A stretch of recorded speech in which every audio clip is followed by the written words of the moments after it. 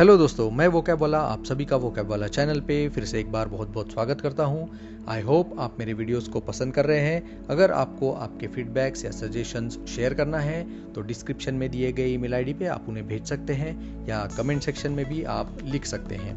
अगर आपने इस चैनल को अभी तक सब्सक्राइब नहीं किया है तो प्लीज़ सब्सक्राइब करें। दोस्तों, आज हम सीखेंगे कुछ ऐसी फ्रेजेस जिससे कि आप किसी को भी मोटिवेट, इनकरेज या प्रोत्साहित कर सकते हैं। ऐसा कई बार होता होगा आपके साथ कि आपको आपके छोटे भाई बहन या ऑफिस में जूनियर्स को काम करने के लिए मोटिवेट करना पड़ता होगा। तो ऐसी सिचुएशंस में आप ये फ्रेजेस यूज कर सकते हैं। तो चलिए शुरू करते हैं हमारा आज का लेसन। दोस्तों, हमारा आज का पहला फ्रेज है ब्लड, स्वेट एंड टीयर्स, जिसका मीनिंग है when you try your best और try hard to get something. इसका हिंदी में अर्थ है अपना सर्वश्रेष्ठ प्रयास करके कुछ पाने के लिए कड़ी मेहनत करना। तो आपने हिंदी में भी सुना होगा दोस्तों कि हम लोग कहते हैं कि इस काम के लिए मैंने अपना खून पसीना दिया है। तो ये फ्रेज कुछ उसी प्रकार है। तो इंग्लिश में अगर उसका यूज़ करना है तो हम लोग बोल सकते हैं कि Charlie has given his blood, sweat and tears to establish this company as a top producer of wood and furniture.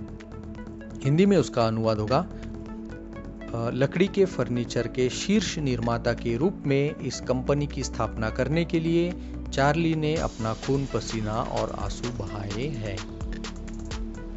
दोस्तों, हमारा आज का दूसरा फ्रेज है put your best foot forward. इसका मीनिंग है इंग्लिश में to make a positive impression और present yourself in a best way. तो अपने आप को जब हम लोग कहीं प्रेजेंट करते हैं, कभी इंटरव्यू होता है या कोई बिजनेस का प्रेजेंटेशन होता है, तो हम लोग बोलते हैं कि सबसे आपका बेस्ट शॉट दीजिए या आपको सबसे बेस्ट प्रेजेंट कीजिए। तब ये फ्रेज हम लोग यूज़ कर सकते हैं। तो हिंदी में इसका अर्थ है सकारात्मक प्रभाव बनाने की कोशिश करना या अपने आप को एक बेहतरीन तरीके से पेश करना। इंग्लिश में उसका यूज़ कुछ इस प्रकार हम लोग कर सकते हैं। Don't worry, Charlie. Put your best foot forward during the business presentation and confidently convince the investor for funding. इसका हिंदी में अनुवाद होगा चिंता मत करो चार्ली, अपने बिजनेस के प्रेजेंटेशन के दौरान सकारात्मक प्रभाव बनाने की कोशिश करो और आत्मविश्वास के साथ निवेशक को अच्छा निवेश करने के लिए समझाओ। दोस्तों, हमारा आज का तीसरा फ्रेज है कम हेल और हाई वाटर। तो आपने एक लक्ष्य करके एक मूवी आई थी हिंदी में, उस लक्ष्य के टाइटल सॉन्ग में एक ऐसा लाइन है कि बरसे चाहे अंबर से आग, लिपटे चाहे पैरों से ना। तो कम हेल और हाई वाटर कुछ उसी के समांतर फ्रेज है। इसका मीनिंग है इंग्लिश में whatever difficulties may come you are committed to accomplish something. इसका हिंदी में अर्थ है कुछ भी समस्या आए आप अपना लक्ष्य हासिल करने के लिए प्रतिबद्ध है। तो कोई भी कैसी भी कंडीशन आए, आप बहुत फोकस्ड है, आप बहुत कॉन्सेंट्रेटेड है और आपको पता है कि आपको क्या टारगेट हासिल करना है।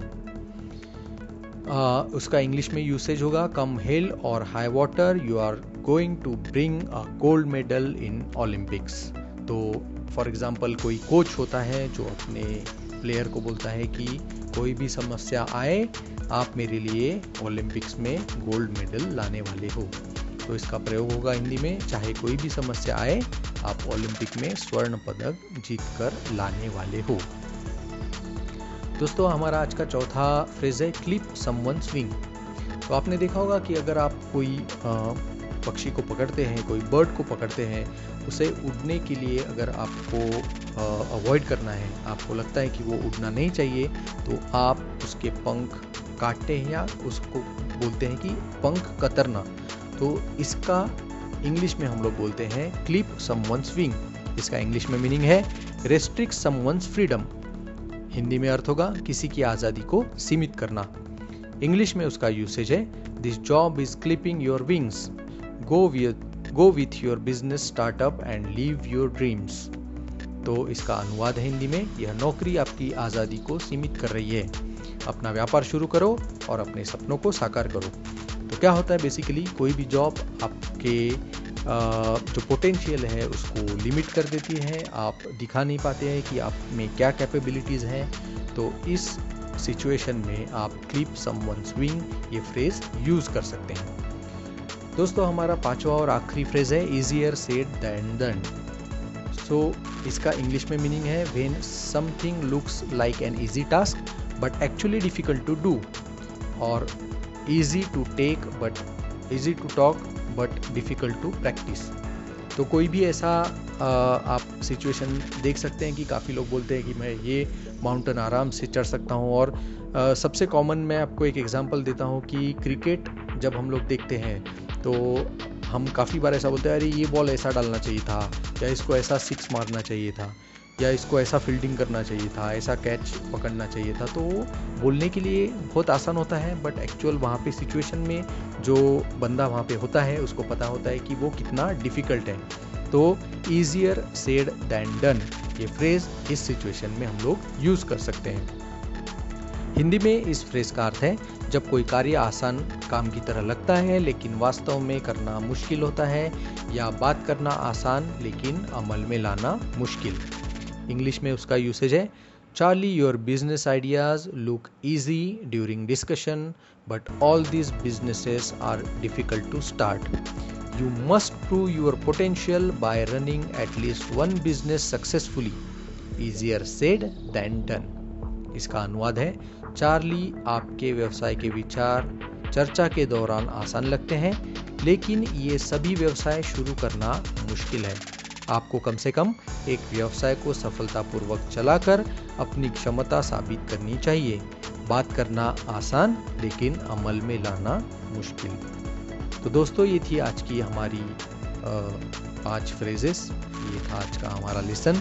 इस वीडियो को देखने के लिए आपका बहुत बहुत धन्यवाद। आप अपने खुद के वाक्य बनाकर कमेंट सेक्शन में भी लिख सकते हैं। अगर आपको ये वीडियो पसंद आया है तो प्लीज़ लाइक करें, कमेंट करें, शेयर करें, और अभी तक अगर आपने इस चैनल को सब्सक्राइब नहीं किया है तो प्लीज़ सब्सक्राइब करें। All the best, thanks a lot.